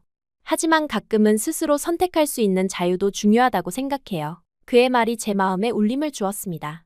자유라. 어제 집을 나온 것도 일종의 자유를 찾기 위한 선택이었을까요? 우리는 술타나흐메트 사원 근처를 걷고 있었어요. 많은 관광객들 사이로 걸으며 민호는 다시 말을 꺼냈습니다. 한번 벗어볼래요? 그 말에 심장이 멎는 듯했어요. 히잡을 벗는다는 것은 단순히 천 조각을 벗는 것 이상의 의미였습니다. 그것은 제가 지금까지 살아온 모든 것, 믿어온 모든 것에 대한 도전이었어요. 저는 말을 더듬었습니다. 미안해요. 너무 무례했나요? 그가 당황한 표정으로 물었어요. 그냥 아이셀 씨가 불편해 보여서. 아니에요. 깊은 숨을 들이마셨습니다. 사실 한번 벗어보고 싶었어요. 다른 사람들처럼 자유롭게. 그 말을 하는 순간 무언가 제 안에서 변하기 시작했어요. 마치 오랫동안 갇혀있던 무언가가 풀려나는 듯한 느낌이었습니다. 조심스럽게 손을 들어 히잡의 핀을 하나씩 풀기 시작했어요. 손가락이 떨렸습니다. 평생 남들 앞에서 머리를 드러낸 적이 없었어요. 마지막 핀을 풀고 천천히 히잡을 내렸습니다. 시원한 바람이 제 머리카락 사이로 스쳐 지나갔어요. 그 감각은 말로 표현할 수 없이 새롭고 신선했습니다. 자유로움, 그것이 제가 느낀 감정이었어요. 민호는 아무 말도 하지 않았습니다. 그저 미소를 지으며 바라보고 있었어요. 눈물이 제 눈가에 맺혔습니다. 이것은 단순한 천 조각을 벗어던지는 일이 아니었어요. 그것은 제 삶의 모든 억압으로부터의 첫 번째 해방이었습니다. 어떤가요? 그가 조심스럽게 물었어요. 자유로워요. 짧게 대답했지만 그 말에는 제 모든 감정이 담겨 있었습니다. 두려움, 설렘, 죄책감 그리고 희망까지. 그날 저녁 호텔방으로 돌아와 거울 앞에 섰어요. 히잡 없는 제 모습을 바라봤습니다. 낯설었지만 동시에 이상하게 친숙했어요. 마치 오랫동안 숨겨져 있던 진짜 제 모습을 처음 본 것 같았습니다. 히잡을 벗은 그 순간 저는 알았어요. 이제 제 삶은 제가 선택하는 대로 흘러갈 것이라는 것을. 그리고 그 첫 선택은 바로 자유를 향한 것이었습니다. 이스탄불에서의 나날들은 마치 꿈처럼 흘러갔어요. 민호와 함께 도시 곳곳을 탐험하며 처음 보는 세상에 눈을 떴습니다. 블루 모스크의 웅장함 앞에서, 그랜드 바자르의 활기찬 시장통에서, 보스포루스 해협의 푸른 물결 위에서 저는 조금씩 변해가고 있었어요. 처음엔 머리를 드러내는 것만으로도 불안했지만 이제는 민호의 카메라 앞에서 웃을 수도 있게 되었습니다. 아이셀, 여기 좀 봐요. 민호가 카메라를 들어올렸어요. 처음에는 얼굴을 가리며 도망치곤 했지만 어느새 조심스레 미소 짓는 제 모습을 발견하곤 했습니다. 사진에 찍힌 제 얼굴은 낯설면서도 기묘하게 익숙했어요. 그것은 숨겨져 있던 제 진짜 모습, 히잡 아래 가려져 있던 제 정체성이었습니다. 민호와의 대화 속에서 저는 새로운 세계를 배우고 있었어요. 한국이라는 나라, 그곳의 문화와 사람들, 여성들의 삶에 대한 이야기를 들으며 제 시야가 넓어지는 것을 느꼈습니다. 특히 여성들이 자유롭게 교육받고 직업을 가질 수 있다는 사실이 놀라웠어요. 제가 자라온 마을에서는 상상할 수 없는 일이었습니다. 언젠가 한국에 가보고 싶어요. 별 생각 없이 말했던 그 말이 나중에 제 운명을 바꾸게 될 줄은 몰랐어요. 일주일쯤 지났을 때 현실적인 문제가 찾아왔습니다. 어머니가 급히 챙겨주신 돈이 바닥나기 시작했어요. 여행 경비도 만만치 않았고 매일 밤 호텔방 구하는 것도 부담이 되었습니다. 저녁 식사를 마치고 민호가 호텔 예약을 위해 카운터로 향할 때 제 마음이 급해졌어요. 이제 더 이상 함께 다닐 수 없을지도 모른다는 생각에 불안해졌습니다. 그가 없다면 저는 이 낯선 도시에서 어떻게 살아갈 수 있을까요? 민호 씨, 조심스럽게 그를 불렀어요. 그가 돌아보았습니다. 항상 그렇듯 온화한 미소를 짓고 있었어요. 돈이 별로 남지 않았어요. 오늘부터는 혹시 말이 쉽게 나오지 않았습니다. 괜찮아요. 제가 도와드릴게요. 그가 자연스럽게 말했어요. 아니요. 그럴 순 없어요. 급하게 말했습니다. 아무리 그가 친절하다 해도 그의 돈에 의존하고 싶지는 않았어요. 그냥 같은 방에서 자면 어떨까요? 비용을 절약할 수 있을 것 같아서요. 제 말에 민호의 표정이 잠시 굳었습니다. 당황스러운 기색이 역력했어요. 갑자기 얼굴이 화끈거렸습니다. 제가 무슨 실례를 한 걸까요? 터키에서는 결혼하지 않은 남녀가 같은 방에 있는 것은 상상할 수도 없는 일이었어요. 하지만 이곳은 이스탄불, 그것도 관광객들이 많은 지역이었습니다. 정말 괜찮으시겠어요? 민호가 조심스럽게 물었어요. 고개를 끄덕였습니다. 솔직히 무서웠어요. 남자와 단둘이 방에 있는 것은 평생 금기시되어 왔으니까요. 하지만 일주일 동안 함께 지내며 느낀 그의 인격과 배려심이 용기를 주었습니다. 그날 밤 호텔 방에 들어서자 어색한 분위기가 감돌았어요. 민호는 자연스럽게 소파를 가리키며 말했습니다. 제가 여기서 잘게요. 아이셀은 침대에서 편하게 주무세요. 그의 배려에 가슴이 따뜻해졌어요. 어떤 강요도 요구도 없었습니다. 그저 제가 편안하길 바라는 마음뿐이었어요. 소파는 좁고 불편해 보였지만 그는 개의치 않는 듯했습니다. 불을 끄고 각자의 자리에 누웠을 때 민호의 목소리가 어둠 속에서 들려왔어요. 아이셀, 이렇게 용감하게 새 삶을 시작하는 모습이 정말 대단해요. 존경합니다. 그 말에 눈물이 났습니다. 제가 용감하다고요? 항상 스스로를 약하고 비겁하다고 생각했는데 그의 눈에는 제가 용감한 사람으로 보였다니요. 침대에 누워 천장을 바라보며 생각했어요. 이 사람이라면 믿을 수 있을 것 같다. 그는 제가 샤워할 때는 밖에 나가 있었고 항상 제 의견을 존중해 주었어요. 이런 관계가 가능하다는 것 자체가 새로운 발견이었습니다. 점점 더 가까워지는 우리 사이, 어느 날 밤 민호가 조용히 말했어요. 다음 주면 터키에서의 여행이 끝나요. 한국으로 돌아가야 해요. 그 말에 가슴이 덜컥 내려앉았습니다. 이별의 순간이 다가오고 있다는 현실이 고통스러웠어요. 불과 2주 전만 해도 몰랐던 사람인데 이제는 그가 없는 삶을 상상할 수 없었습니다. 그렇군요. 겨우 대답했어요. 침묵이 흘렀습니다. 제 마음속에서는 폭풍이 일고 있었어요. 이제 어떻게 해야 할까? 다시 혼자가 된다면 제가 이 자유를 지켜낼 수 있을까? 모르는 사이에 민호는 제게 단순한 동행자 이상이 되어 있었습니다. 아이셀, 민호가 조심스럽게 말을 이었어요. 혹시 한국에 함께 가는 건 어떨까요? 놀라 그를 바라보았습니다. 농담인 줄 알았는데 그의 표정은 진지했어요. 정말요? 믿을 수 없었습니다. 네. 물론 갑작스러운 제안이라 생각할 시간이 필요하실 거예요. 하지만 진심이에요. 한국에서 새 출발을 하는 것도 좋을 것 같아요. 언어도 배울 수 있고 일자리도 찾을 수 있을 거예요. 민호의 목소리에는 확신이 담겨 있었어요. 그날 밤 잠을 이루지 못했습니다. 한국이라는 나라, 완전히 다른 문화와 언어, 모든 것이 낯설 테지만 민호가 있다면 그 생각만으로도 가슴이 뛰었어요. 이것이 사랑일까요? 평생 금지되었던 감정이라 확신할 수 없었지만 그와 함께 있을 때의 행복감은 부정할 수 없었습니다. 다음 날 아침 결심했어요. 함께 가고 싶어요. 민호의 얼굴에 환한 미소가 피어났습니다. 그 순간 그가 제게 다가와 조심스럽게 안아주었어요. 생전 처음 느끼는 포옹의 따스함에 온몸이 떨렸습니다. 이것이 사랑의 느낌인가요? 그날부터 우리의 관계는 달라졌어요. 여전히 그는 소파에서 잤지만 이제는 손을 잡고 거리를 걸었고 때로는 볼에 가벼운 키스를 하기도 했습니다. 모든 것이 새롭고 신비로웠어요. 처음 느끼는 감정들의 가슴이 벅차올랐습니다. 한국행 비행기표를 예매하고 필요한 서류를 준비하는 과정은 쉽지 않았어요. 하지만 민호의 도움으로 모든 것이 하나씩 해결되어 갔습니다. 출국일이 일주일 앞으로 다가왔을 때 문득 어머니가 생각났어요. 떠나기 전에 마지막으로 소식을 전해야 한다는 생각이 들었습니다. 어머니에게 전화하고 싶어요. 민호에게 말했어요. 그는 걱정스러운 표정을 지었습니다. 괜찮을까요? 위험하지 않을까요? 그의 걱정도 이해했어요. 아버지나 마을 사람들이 저를 찾고 있을 테니까요. 하지만 어머니에게 안부를 전하고 싶었습니다. 제가 무사하다는 것, 새 삶을 찾았다는 것을 알려주고 싶었어요. 공중전화로 짧게 통화할게요. 위치는 알려지지 않을 거예요. 확신에 찬 목소리로 말했습니다. 민호는 고개를 끄덕이고 저를 가장 가까운 공중전화 부스로 데려갔어요. 떨리는 손으로 집 전화번호를 눌렀습니다.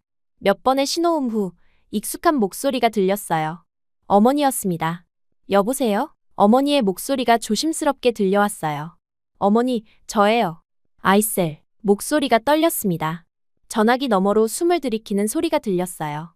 아이셀? 정말 너니? 괜찮니? 어디 있어? 어머니의 목소리는 걱정과 안도감이 뒤섞여 있었습니다. 네, 저 괜찮아요. 걱정하지 마세요. 안전해요. 짧게 대답했어요. 정말 다행이구나. 내 할아버지가 널 찾으려고 마을 사람들을 다 동원했단다. 어디 있는 거니? 어머니의 목소리가 점점 작아졌습니다. 말씀드릴 수 없어요. 하지만 곧 터키를 떠날 거예요. 한국인 남자를 만났어요. 그 사람과 함께 한국에 갈 거예요. 침묵이 흘렀어요. 어머니가 충격을 받으셨을 거라고 예상했습니다. 낯선 남자와 낯선 나라로 떠난다니 어머니 입장에서는 걱정될 수밖에 없었을 거예요. 그 사람, 좋은 사람이니? 어머니가 조심스럽게 물으셨습니다. 네, 정말 좋은 사람이에요. 저를 존중해주고 자유롭게 해주는 사람이에요. 확신에 찬 목소리로 대답했어요. 또 다시 침묵이 흘렀습니다. 그리고 어머니의 목소리가 떨리며 들려왔어요. 그럼 됐다.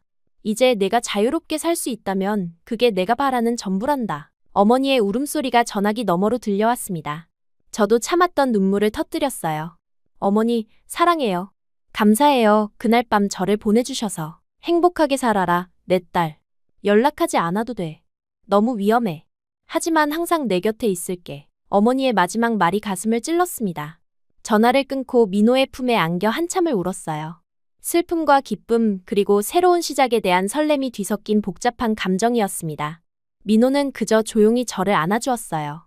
그의 품은 따뜻했고 안전했습니다. 출국 전날 밤 호텔 창문으로 이스탄불의 밤하늘을 바라보며 생각했어요. 불과 한 달 전 저는 히잡으로 꽁꽁 싸매진 채 결혼을 앞둔 신부였습니다.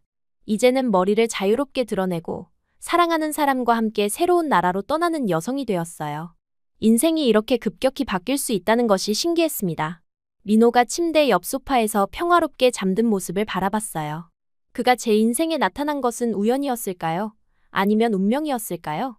어떤 이유에서든 저는 그를 만난 것이 제 삶의 가장 큰 축복이라고 느꼈습니다. 내일이면 우리는 한국으로 떠납니다. 완전히 낯선 세계로의 여정이지만 두렵지 않았어요.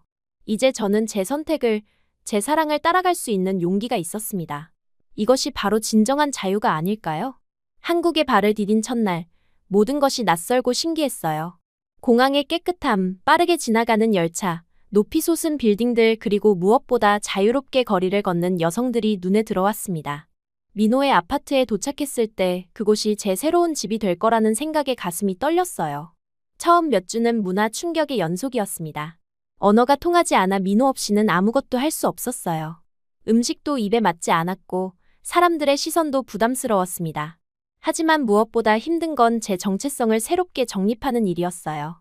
터키에서의 자아와 한국에서의 자아 사이에서 균형을 찾기가 쉽지 않았습니다. 민호의 부모님을 처음 만났을 때 긴장으로 손에 땀이 흘렀어요. 이슬람교도인 외국인 며느리를 어떻게 받아들이실까 걱정됐습니다.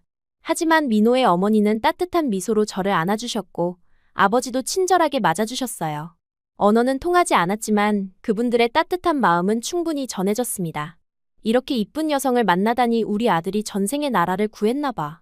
아들아 잘해라. 민호가 부모님의 말을 통역해 주었어요. 그 말에 눈물이 났습니다.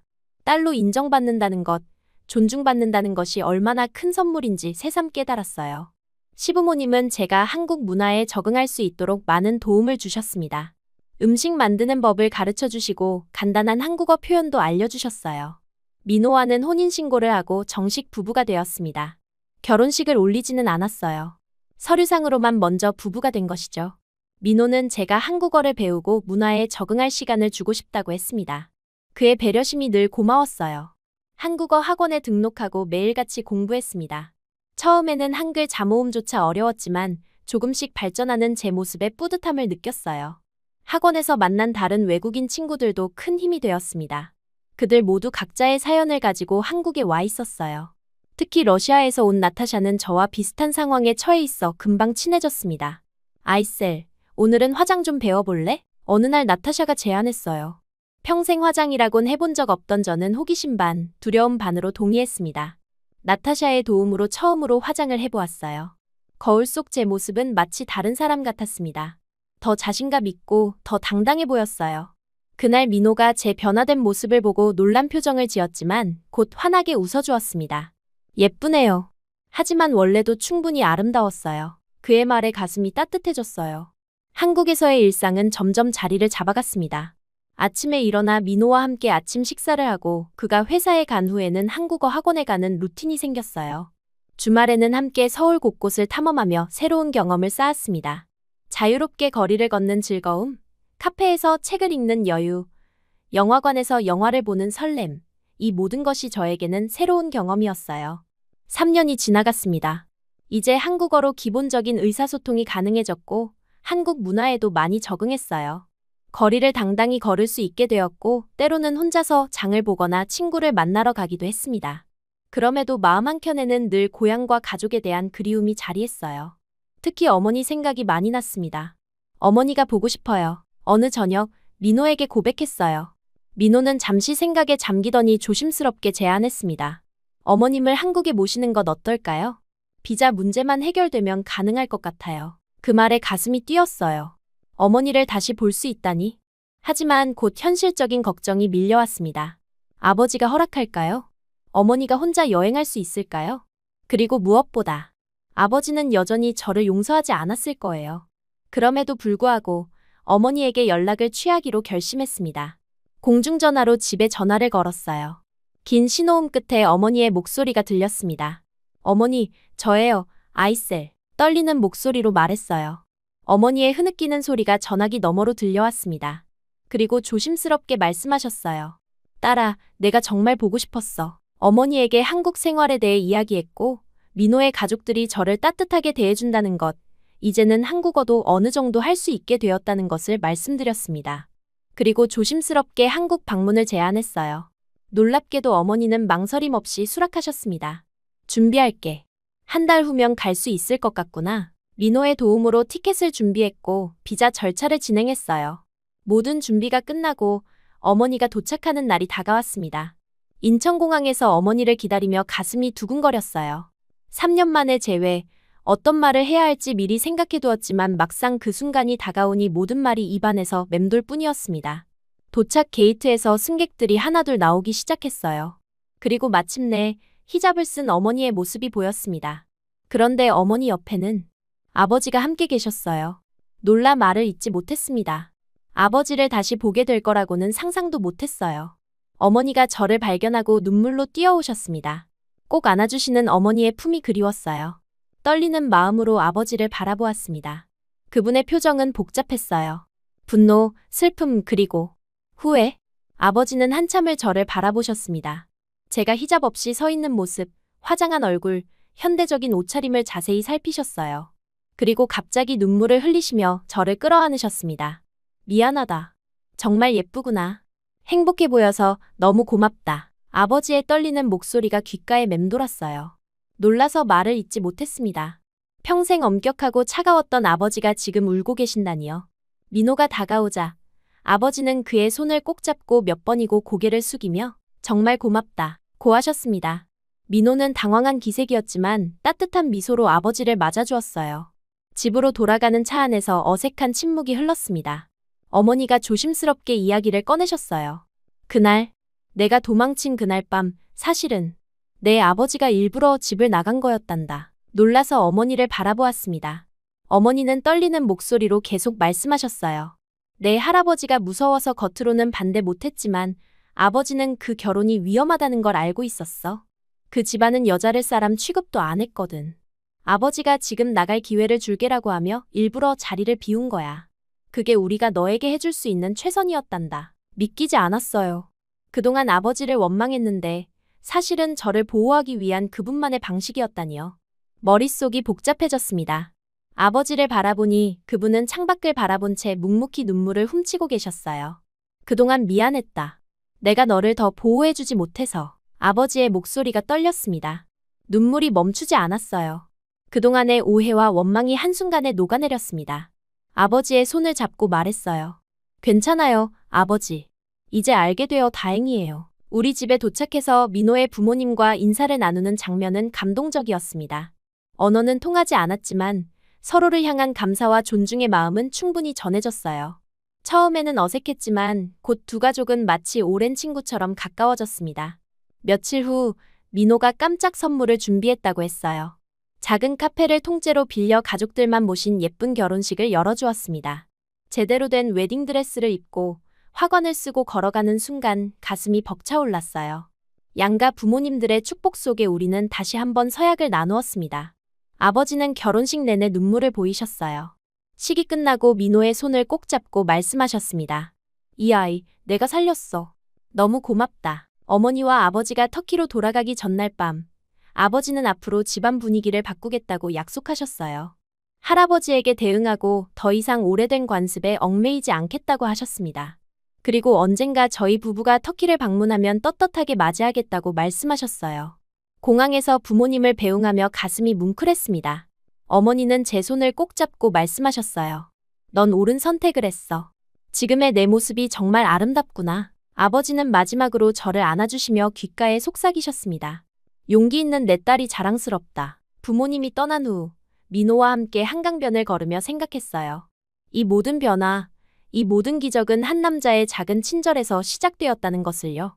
그날 밤 허름한 숙소 앞에서 저를 도와준 그 순간이 제 인생의 전환점이 되었습니다.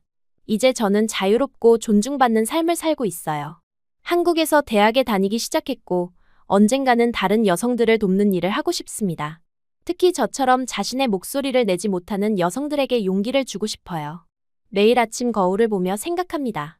이것이 내가 선택한 인생이다. 그리고 그 선택의 자유가 얼마나 소중한지 매 순간 감사하게 됩니다. 히잡을 벗은 그 순간부터 시작된 자유는 이제 제 삶의 모든 부분에 스며들어 있어요. 그리고 이 모든 시작은 한 남자가 건넨 안심하세요 라는 짧은 말 한마디였습니다.